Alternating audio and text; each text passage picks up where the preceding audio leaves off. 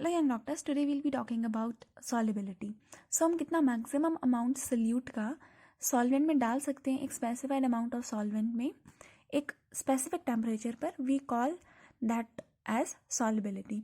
Solubility जो होती है सल्यूट के नेचर पे, सॉल्वेंट के नेचर पे एंड टेम्परेचर पे डिपेंड करती है। सबसे पहले we'll be discussing solid in liquid, then liquid in liquid. Liquid in liquid के लिए we have Henry's law and then Raoult's law, और एक और आता है दैट इज डाल्टन्स लॉ, जो हमने एक बार पहले भी पढ़ा था 11th क्लास में, that was in states of matter. Maximum amount of solute that can be dissolved in specified amount of solvent at specified temperature is solubility. ये तीन चीज़ों पे डिपेंड करती है, सल्यूट के नेचर पे, सॉल्वेंट के नेचर पे एंड टेम्परेचर पे। First we'll be discussing about solid in liquid and then gases in liquid की सॉलिबिलिटी। तो सॉलिड इन लिक्विड में भी वेरी वेल नो कि लाइक डिजॉल्व्स लाइक, यानी जो पोलर सल्यूट होगा वो पोलर सॉल्वेंट में डिजॉल्व होगा। पोलर का मतलब जहाँ पे दो एटम्स के बीच में इलेक्ट्रोनेगेटिविटी का डिफरेंस हो और उस मॉलिक्यूल पर पार्शियल चार्जेस डेवलप हो रहे हो, जैसे कि NaCl, Na पर पॉजिटिव एंड Cl पर नेगेटिव। तो NaCl वाटर में डिजॉल्व होगा बिकॉज वाटर भी पोलर है। पोलर में हाइड्रोजन पर चार्ज, वाटर पर चार्जेस पॉजिटिव एंड ऑक्सीजन पर charges delta negative, partial charges develop हो रहे, that is why this is polar. तो पोलर सल्यूट पोलर सॉल्वेंट में डिजॉल्व होगा और non polar solute non polar solvent में डिजॉल्व होगा, जैसे कि नेफ्थलीन, एंथ्रासीन, ये सब बेंजीन में डिजॉल्व होंगे। Why? Because these all are non polar. So like dissolves like, polar solvent solute dissolves in polar solvent, whereas non-polar solute dissolves in non-polar solvent. Now अब क्या होगा अगर हम solute को solvent में mix करते रहेंगे? तो solute को अगर हम solvent में mix करते रहेंगे तो एक ऐसी stage आएगी where no further solute can be added. We call that stage as saturated solution. अब होता क्या है, जैसे जैसे हम सल्यूट को डिजॉल्व करते रहते हैं तो डिसोल्यूशन होता रहता है, जो सल्यूट है वो डिजॉल्व होता रहता है वाटर में, और एक ऐसी स्टेज आती है जब फर्दर जो सॉल्वेंट के पार्टिकल्स हैं उनके बीच में इतना स्पेस नहीं बचती कि और ज़्यादा सल्यूट उसमें अकोमोडेट कर सके। तो उस टाइम पे क्या होता है, अगर हम और भी ज़्यादा सल्यूट ऐड करेंगे तो वो सल्यूट क्रिस्टलाइज हो जाएगा। तो जितना हम मैक्सिमम अमाउंट सल्यूट का डिजॉल्व कर सकते हैं उसको हम कहते हैं उसकी सॉल्युबिलिटी। और मतलब अगर हम सल्यूट को डिजॉल्व कर रहे हैं तो डिसोल्यूशन हो रहा है, लेकिन अगर डिसोल्यूशन कंप्लीट हो गया, सारी स्पेसेस फिल हो गई, फिर क्रिस्टलाइजेशन होगा। तो where no further solute can be added, we call that situation as saturated solution. उस केस में रेट ऑफ डिसोल्यूशन, जितना डिसोल्यूट होगा उतना ही रेट ऑफ क्रिस्टलाइजेशन होगा। सॉलिड सल्यूट को सॉल्वेंट में डिजॉल्व करना है डिसोल्यूशन। जो सॉल्वेंट के पार्टिकल्स हैं उनके बीच में सल्यूट के पार्टिकल्स जाके अकोमोडेट होते रहेंगे, और सल्यूट के पार्टिकल्स जब ये पूरे स्पेस को फिल कर लेंगे तो यही सल्यूट के पार्टिकल्स सल्यूशन वाले अगर हम और सॉलिड सल्यूट ऐड करें उनके साथ कोलाइड करके सेपरेट हो जाएंगे। That process will be known as crystallization. उनको पानी में डाल रहे हैं, still they are crystallizing out. तो जब rate of dissolution rate of crystallization के बराबर हो जाता है तब हम कहते हैं कि solution is saturated, means no more solute can be added at the same temperature and pressure. Solute or solvent will be in equilibrium with solution when solution is saturated. लेकिन अगर unsaturated है तो उसमें अभी और भी हम solute ऐड कर सकते हैं। जो dissolution की प्रोसेस है इस पे टेम्परेचर का भी इफेक्ट होगा। अगर रिएक्शन एंडोथर्मिक हो रही है यानी हीट जो है एब्जॉर्ब हो रही है तो टेम्परेचर इंक्रीज करने पर डिसोल्यूशन इंक्रीज होगा। लेकिन अगर जो है डिसोल्यूशन एक्सोथर्मिक है यानी हीट रिलीज हो रही है तो उसको लो टेम्परेचर पर इट इज़ फेवर्ड, तो टेम्परेचर इंक्रीज करने पर डिसोल्यूशन की रेट कम हो जाएगी। और प्रेशर का इस पर कोई खासा इफेक्ट नहीं होता because solids and liquids are incompressible. Next will be talking about gases and liquids dissolve in water. और वाटर में ऑक्सीजन गैस की सॉल्युबिलिटी की वजह से ही एक्वाटिक एनिमल्स जो हैं वो सर्वाइव करते हैं। ऑक्सीजन की सॉल्युबिलिटी इतनी ज़्यादा नहीं है, लेकिन HCl की सॉल्युबिलिटी वाटर में बहुत ज़्यादा है। तो क्या चीज़ें हैं जो सॉल्युबिलिटी को अफेक्ट करती हैं? They are temperature and pressure. जैसे जैसे हम प्रेशर ज़्यादा अप्लाई करते रहेंगे गैस में तो गैस के जो पार्टिकल्स हैं वो ज़्यादा पास आते रहेंगे, और जिसकी वजह से उस पर जब ज़्यादा ऊपर प्रेशर लगेगा सोल्यूशन के तो उतनी ही ज़्यादा उसकी सॉल्युबिलिटी भी सोल्यूशन में बढ़ेगी। तभी जो कोल्ड ड्रिंक होती है उनमें हाई प्रेशर पर उनको सील किया जाता है ताकि कार्बन डाइऑक्साइड की सॉल्युबिलिटी जो है वो कार्बोनेटेड ड्रिंक्स में इंक्रीज हो जाए। तो यहाँ से हमें पता चलता है कि सॉलिबिलिटी उतनी ही ज़्यादा होगी जितना प्रेशर उस पर ज़्यादा होगा। तो यहाँ पे आया देन अब हेनरीज लॉ के अकॉर्डिंगली अगर हम टेम्परेचर को चेंज नहीं करें, बिकॉज टेम्परेचर का भी इफेक्ट है, हम अगर टेम्परेचर को इंक्रीज करते हैं तो सॉलिबिलिटी कम होती है। तभी अगर हमने जैसे कि सोडा वाटर बॉटल को अगर हमने गर्म कर दिया तो उसमें से जितनी भी गैस है वो बाहर निकल आएगी, because solubility will decrease by increasing temperature. तो यहाँ पे आता है हेनरीज लॉ के अकॉर्डिंगली गैस की सॉलिबिलिटी उतनी ही ज़्यादा होगी जितना हमने गैस के ऊपर सरफेस पर हमने उतना जितना ज़्यादा प्रेशर लगाया है। जितना ज़्यादा प्रेशर लगाएंगे गैस की सॉलिबिलिटी भी उतनी ही ज़्यादा होगी। और सॉलिबिलिटी को कैसे डिफाइन करते हैं? By taking mole fraction of the gas in solution. That means mole fraction in solution is directly proportional to pressure of gas above solution. Solubility is affected by temperature and pressure. Temperature बढ़ाएंगे तो gas की solubility कम होगी, whereas pressure बढ़ाएंगे तो gas की solubility liquid में increase करेगी। Oxygen small extent में डिसॉल्व होता है, लेकिन HCl is highly soluble in water. So Henry's law के अकॉर्डिंगली कांस्टेंट टेम्परेचर पर जो किसी भी सोल्यूशन में जितनी भी गैसेस डिसॉल्व हैं, उस गैस की जितनी भी इसमें सॉलिबिलिटी होगी सोल्यूशन में will be directly proportional to जितना इसके ऊपर ये गैस जो है प्रेशर एक्सर्ट कर रही है। It's partial pressure of gas above surface of liquid और सोल्यूशन। अब सिर्फ ही गैस तो प्रेशर लगाएगी नहीं, बाकी की गैसेस भी लगाएंगी, तो इस इंडिविजुअल गैस के प्रेशर को we call it as partial pressure. तो जितना एक गैस प्रेशर लगा रही है वो उतना ही ज़्यादा होगा जितने इस गैस की सॉलिबिलिटी इस लिक्विड में ज़्यादा होगी। So these two quantities are directly proportional. तो यहाँ पे जो गैस में पार्शियल प्रेशर था वो कौन से वाले फेज में था? वेपर फेज में। तो उसका पार्शियल प्रेशर गैस का वेपर फेज में is directly proportional to mole fraction जितना गैस का होगा सोल्यूशन में। That means partial pressure of gas P is directly proportional to mole fraction of gas X।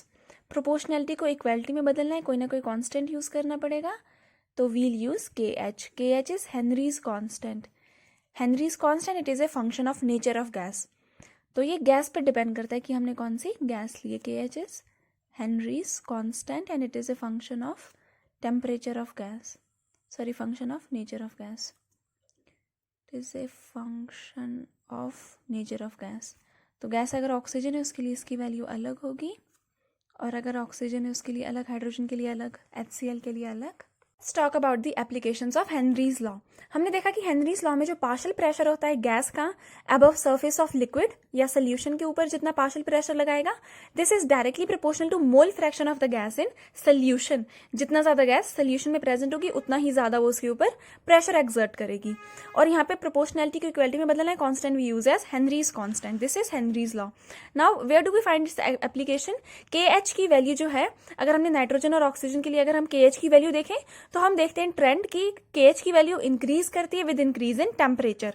तो अगर पार्शियल प्रेशर को constant रखें तो अगर KH की वैल्यू इंक्रीज कर रही है इसका मतलब उसकी सॉलिबिलिटी डिक्रीज कर रही है। This is why with increase in temperature solubility जो होती है गैसेस की वो सोल्यूशन में डिक्रीज करती है एज टेम्परेचर इंक्रीजेज। और प्रेशर को अगर हम इंक्रीज करेंगे तो प्रेशर इंक्रीज करने पर सॉलिबिलिटी इंक्रीज होती है। Why? Because these are directly proportional. तो तभी जो सोडा वाटर बॉटल्स होती है उनको हाई प्रेशर पे सील किया जाता है to increase the solubility of carbon dioxide. Henry's law we knew that solubility of gas decreases with increase in temperature. It is for the reason KH की value increase करती है temperature के increase करने के साथ। तो KH इंक्रीज कराए तो solubility with increase in temperature decrease करेगी। That is why aquatic species ठंडे पानी में ज्यादा कंफर्टेबल है, बिकॉज कोल्ड वाटर में solubility of gases is more. Next, increase solubility of carbon dioxide. If partial pressure is greater, that means its solubility is also greater. That is why carbon dioxide की solubility को increase करने के लिए उसको high pressure पे seal किया जाता है ताकि carbon dioxide की solubility increase हो जाए. So solubility increase in pressure and decreases with increase in temperature.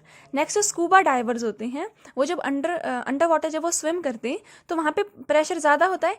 Pressure ज़्यादा होने की वजह से गैसेस की solubility भी increase हो जाएगी जिसकी वजह से से उनके ब्लड में जो बाकी पॉइजनस गैसेज हैं, नाइट्रोजन, ऑक्सीजन, इन सब की, नाइट्रोजन जैसे की गैस है, इनकी सॉल्युबिलिटी बढ़ जाएगी। तो जब वो वहाँ पे वाटर के सरफेस पर आएंगे, फिर से प्रेशर कम हो जाएगा, प्रेशर डिक्रीज होने की वजह से सॉल्युबिलिटी डिक्रीज हो जाएगी। तो इस टाइम पे उनकी कैपिलरीज में बबल्स बनने लग जाएंगे, क्योंकि अब उनकी सॉल्युबिलिटी कम हो गई है, तो उसके बबल्स बनेंगे उनके ब्लड में, जिसकी वजह से दे might suffer from bend. Bend होता है कि कैपिलरीज ही ब्लॉक हो जाएंगी। बेंड्स को अवॉइड करने के लिए वो अपने साथ सिलेंडर कैरी करते हैं, जिसमें वो पहले से ही जो गैसेज है उनका अमाउंट, उनका कंपोजिशन फिक्स्ड रखते हैं। अंडर वाटर में जब स्कूबा डाइवर्स डाइव करेंगे तो वहाँ पे प्रेशर हाई होगा, सॉल्युबिलिटी गैसेस की इंक्रीज करेगी, लेकिन जब वो सरफेस पे आएंगे तो प्रेशर डिक्रीज करेगा, सॉल्युबिलिटी डिक्रीज करेगी। सो बबल्स बनेंगे नाइट्रोजन के, क्योंकि इसकी सॉल्युबिलिटी कम हो गई, तो वो बबल की फॉर्म में ब्लड से ऊपर आएगा, जिसकी वजह से बेंड्स क्रिएट हो जाएंगे। बेंड्स को अवॉइड करने के लिए स्कूबा डाइवर्स जो है वो टैंक यूज करते हैं with air which is diluted with helium, nitrogen and oxygen. इस तरह से अंडर वाटर प्रेशर ज्यादा होता है। उसी तरीके से हाई ऑल्टीट्यूड्स पे भी प्रेशर ज्यादा होता है बाकी की गैसेस का, लेकिन ऑक्सीजन का जो पार्शियल प्रेशर है वो ग्राउंड लेवल से कम होगा। तो जब ऑक्सीजन का पार्शियल प्रेशर कम होगा तो ब्लड में उसकी सॉल्युबिलिटी भी कम हो जाएगी, जिसकी वजह से जो माउंटेन क्लाइंबर्स होते हैं दे सफर फ्रॉम एनॉक्सिया, यानी वो वीक हो सकते हैं, दे वर अनेबल टू थिंक। और जो लोग नेचुरली वहां पे रहते हैं उनके ब्लड में हीमोग्लोबिन ज्यादा होता है to carry more amount of oxygen to all the parts of the body. लेकिन अगर कोई माउंटेन क्लाइंबर है they might suffer from anoxia. Summarise, high altitude पे पार्शियल प्रेशर ऑक्सीजन का कम होगा तो उसकी सॉल्युबिलिटी ब्लड में भी कम होगी। So that is why climbers might suffer from anoxia at high altitudes. Next is effect of temperature on dissolution. तो हमने दो तरह के सॉल्युबिलिटी पढ़ी, एक सॉलिड इन लिक्विड, दूसरा गैसेज इन लिक्विड। अगर जो डिसोल्यूशन की प्रोसेस है ये दोनों हो सकती है, एक्सोथर्मिक भी और एंडोथर्मिक भी। डिसोल्यूशन कैन बी एक्सोथर्मिक और एंडोथर्मिक। एक्सोथर्मिक में वेरी वेल नो कि टेम्परेचर जो होगा वो जो हीट है वो रिलीज होगी, that means delta H is negative. तो हीट ऑलरेडी रिलीज हो रही है, यानी हमें बाहर से हीट सप्लाई करने की जरूरत नहीं है। तो अगर प्रोसेस एक्सोथर्मिक होगी, लाइक गैसेस का डिसोल्यूशन जो होता है वो एक्सोथर्मिक होता है, तो उस केस में टेम्परेचर इंक्रीज करने पर सॉल्युबिलिटी डिक्रीज हो रही है, क्योंकि पहले से ही वहां पे हीट रिलीज हो रही है, इसको हाई टेम्परेचर की जरूरत नहीं है। लेकिन अगर डिसोल्यूशन एंडोथर्मिक है, एंडोथर्मिक जैसे कि सॉलिड इन लिक्विड के केस में हो सकता है, लेकिन गैसेस के केस में all the gases in liquid are the dissolution of gases in liquid are exothermic. Endothermic के केस में क्या होता है, डेल्टा एच जो होता है पॉजिटिव होता है, यानी यहाँ पे हीट एब्जॉर्ब हो रही है। तो हीट एब्जॉर्ब हो रही है, यानी अगर हम टेम्परेचर इंक्रीज करेंगे तो सॉल्युबिलिटी इस केस में इंक्रीज करेगी, क्योंकि इसको हीट की जरूरत है। तो temperature can be the medium to supply heat, तो इस वजह से टेम्परेचर बढ़ाने पर सॉल्युबिलिटी बढ़ती है। लेकिन अगर डिसोल्यूशन एक्सोथर्मिक है, जैसा कि गैसेस के केस में होता है, तो टेम्परेचर बढ़ाने पर सॉल्युबिलिटी कम होती है। Starting to discuss Raoult's law, I will be discussing with you Dalton's law of partial pressure. ये हमने स्टेट्स ऑफ मैटर में भी पढ़ा था और ये यहाँ पे भी पढ़ेंगे बिकॉज इससे रिलेटेड क्वेश्चंस आते हैं। So Dalton's law of partial pressure के अकॉर्डिंगली अगर एक कोई कंटेनर है जिसमें बहुत सारी गैसेज हैं, तो इसमें जो टोटल प्रेशर एक्सर्ट होगा, total pressure will be equal to sum of individual partial pressure exerted by all the individual gases. जितने गैसेस पार्शियल प्रेशर लगा रही, if there is an number of gases, तो total pressure will be equal to sum of their individual partial pressure and the gases must be non reacting. So for non-reacting gaseous mixture, total pressure of mixture is equal to sum of partial pressure of different component of gases. If there is n number of gases, so P total will be equal to partial pressure of first gas plus partial pressure of second gas, so on to partial pressure of n gases का sum. We very well know कि ideal gas equation से PV is equal to nRT, so P will be equal to nRT upon V. अब यहाँ पे R constant है, T constant है, V constant है, that means हम यहाँ से ये डिराइव कर सकते हैं कि जो प्रेशर होता है that is directly proportional to number of gases. Now अगर हमने P1 और P टोटल को कंपेयर करना है, सो P1 विल बी, अगर प्रोपोर्शनलिटी को इक्वलिटी में कन्वर्ट करेंगे, P1 is directly proportional to what, number of moles of first gas. P total will be directly proportional to number of moles of total gases. So अगर हमने इन दोनों को equal करना है, इन दोनों को डिवाइड कर लेते हैं, so P1 upon PT will be equal to N1 upon N total, number of moles of first gas divided by number of moles of total gas. P total यहाँ पे क्या है, डिवाइड, वहाँ पे जाके क्या हो जाएगा, multiply, and this value is number of moles upon total number of moles. This is mole fraction of first gas into total pressure. So we can derive both of these equation from Dalton's law of partial pressure. ये वाला हमने states of matter में भी derive किया था, यहाँ पे ये वाला ज्यादा यूज होगा, where P1 is what, partial pressure of gas 1. This is partial pressure of 1 first gas. X1 is what? Mole fraction of 1. Mole fraction of first gas और the solubility of first gas, जैसे हमने पहले Henry's law में भी derive किया था. And P total is the total pressure exerted by all the gases. So this is the equation for Dalton's law. Next law that we'll be discussing is Raoult's law. तो Raoult's law ज़्यादातर binary solution की बात करता है. So it is applicable. We'll study this over binary solution, जिसमें सिर्फ दो ही component होंगे. पहले हम डिस्कस करेंगे लिक्विड इन लिक्विड की, then we'll be discussing about solid in liquid. So सबसे पहले we'll discussing about liquid in liquid. तो जब लिक्विड को ही लिक्विड में डाल रहे हैं और अगर दोनों के दोनों वॉलेटाइल हैं, लिक्विड मोस्टली वॉलेटाइल ही होते हैं, यानी कि वेपर में कन्वर्ट हो रहे हैं, तो अगर इनका सोल्यूशन होगा, अगर जैसे दोनों लिक्विड का हमने सोल्यूशन ले लिया 1 और 2 दोनों लिक्विड का, तो इसके ऊपर जो ये पार्शियल प्रेशर एक्सर्ट करेगा first liquid, this will be directly proportional to जितना इसका सॉलिबिलिटी है इसमें लिक्विड में. So partial pressure is directly proportional to mole fraction of that liquid. और partial pressure of second component, partial vapour pressure of second component is directly proportional to its mole fraction in the solution. जितना ये ऊपर pressure लगा रहे हैं वो उतना ही ज्यादा होगा जितना लिक्विड में इनकी सॉलिबिलिटी होगी, जितना लिक्विड में इनका मोल फ्रैक्शन होगा. So this is Raoult's law. Raoult's law for liquid in liquid solution. For the solution of volatile liquid, if both the liquids are volatile, so partial pressure of each component, अगर दो components हैं 1 और 2 solution में, तो ये उतना ही partial pressure exert करेंगे जितना कि इनका इस solution में mole fraction होगा. That means P1 is directly proportional to X1 and P2 is directly proportional to X2. Similarly, P2 will also be directly proportional to X2. अब इस proportionality को equality में बदलना है, कोई ना कोई constant use करना पड़ेगा. And the constant which is used here is P not. P not क्या होता है कि जब हमने सिर्फ अकेला वही सोल्यूशन लिया था, यानी कि अगर आपने सिर्फ 1 लिया हो कंपोनेंट, तो 1 कितना प्रेशर एक्सर्ट करा है, इस पर दूसरा कोई और हमने सोल्यूशन डाला नहीं है, तो इस टाइम पे इसका प्रेशर कितना है, that will be vapour pressure of pure component. और जब हमने सिर्फ सेकंड वाला सोल्यूशन लिया था, सिर्फ only 2 is present in this box, तो 2 कितना प्रेशर एक्सर्ट करा है, vapour pressure, that will be P not 2. So P1 is equal to P1 not X1 and P2 is equal to P2 not X2. ये जो है ये special case होता है हेनरीज लॉ का, बस यहाँ पे कांस्टेंट का डिफरेंस है.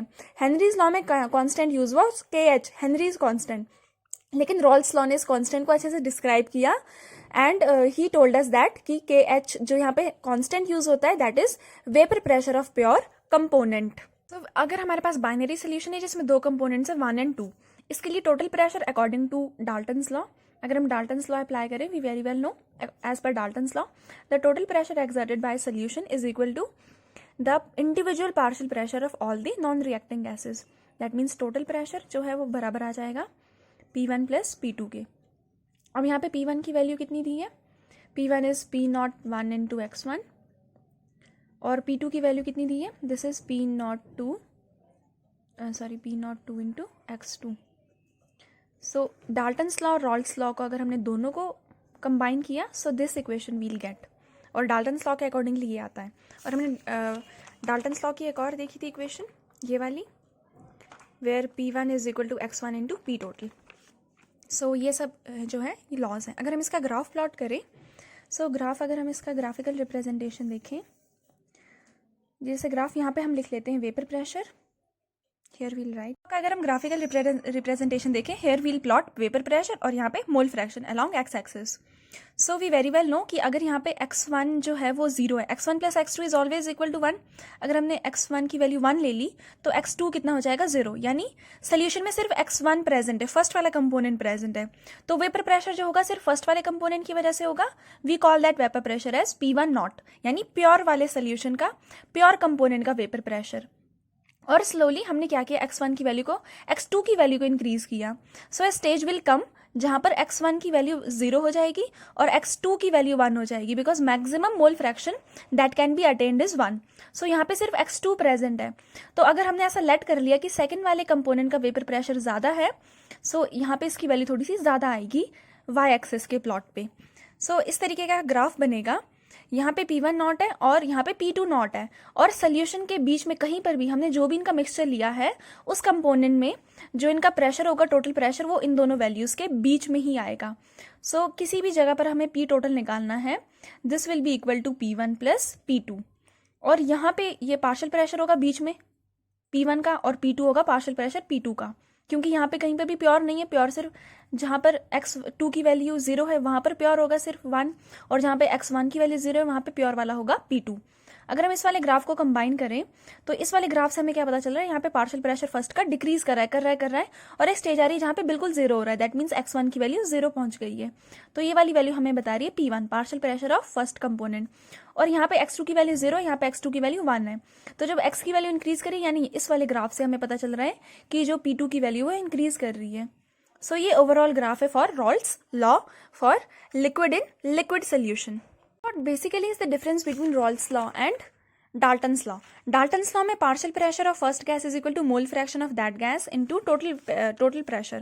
So यहाँ पे जो x1 होता है ना, mole fraction of gas, this is above solution. Solution के ऊपर कितना pressure जो है ये exert कर रही है gas. So this is above solution. Whereas जो यहाँ पे mole fraction use हुआ है ना, this is in the solution. So mole fraction of 1 in solution and P2 is x2 is mole fraction of 2 in solution. x1 and x2 are mole fraction of 1 and 2 in the solution.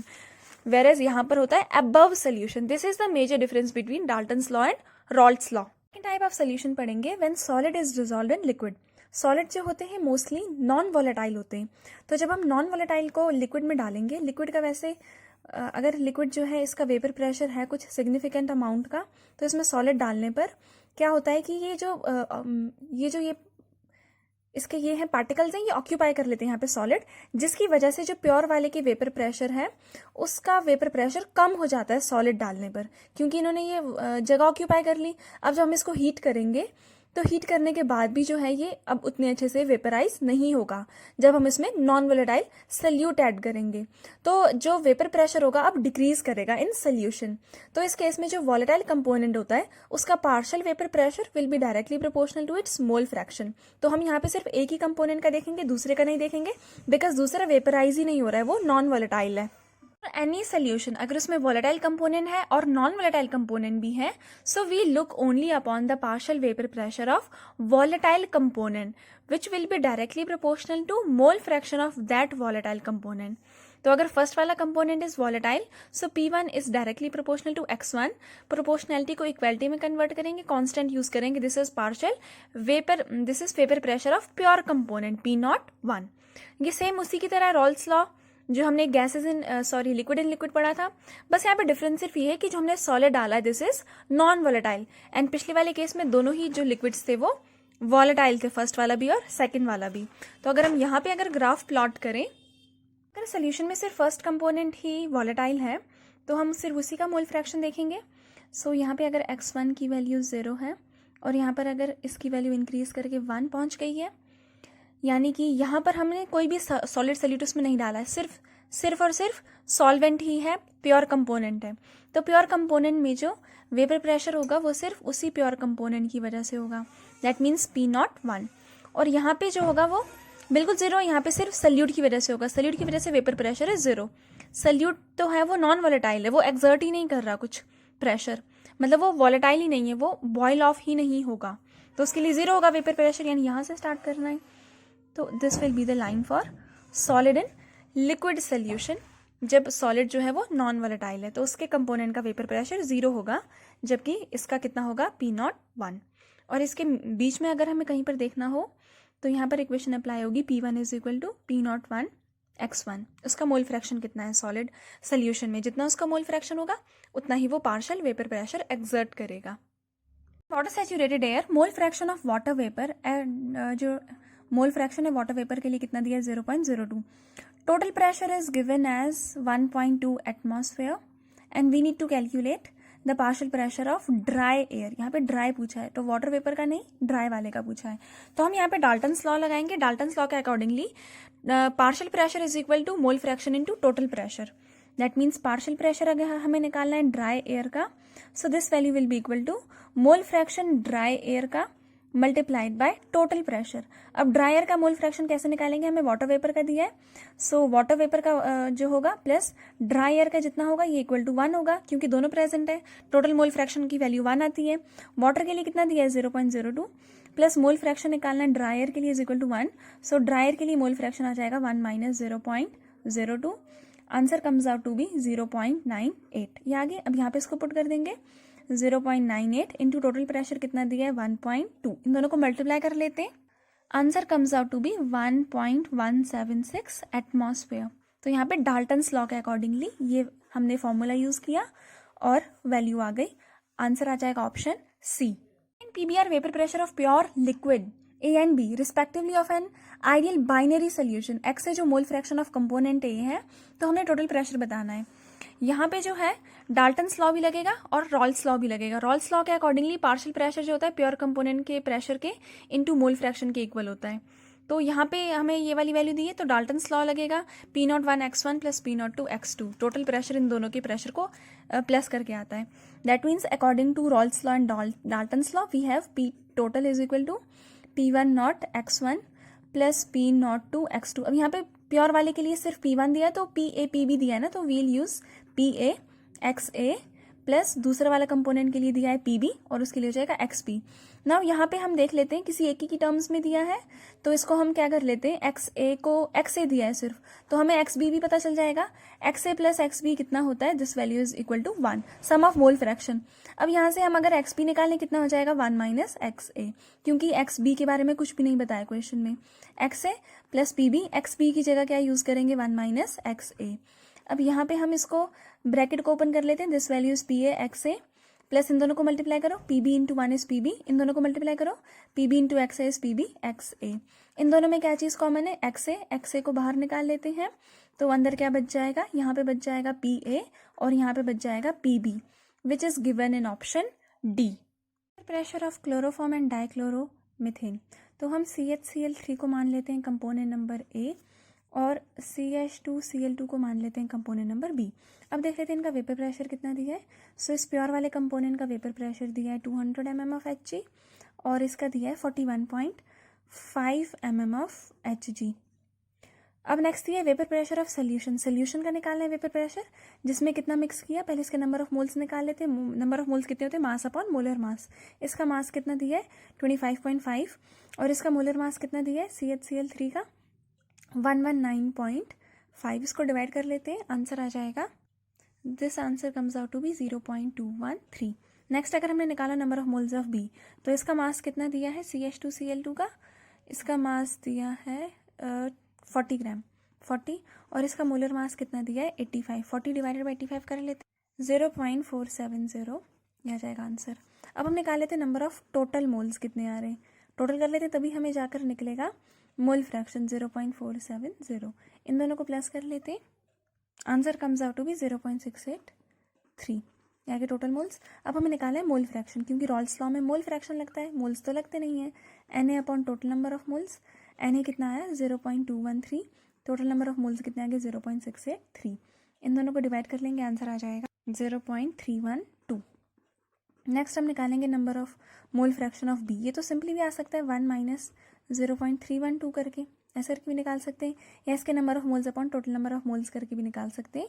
ये answer आ जाएगा 0.688 तक आएगा अगर हम इसको solve करेंगे तो। 0.678 आ रहा है, 678 ले लो या 688 ले लो, 68 ले लेते हैं चलो, 0.68।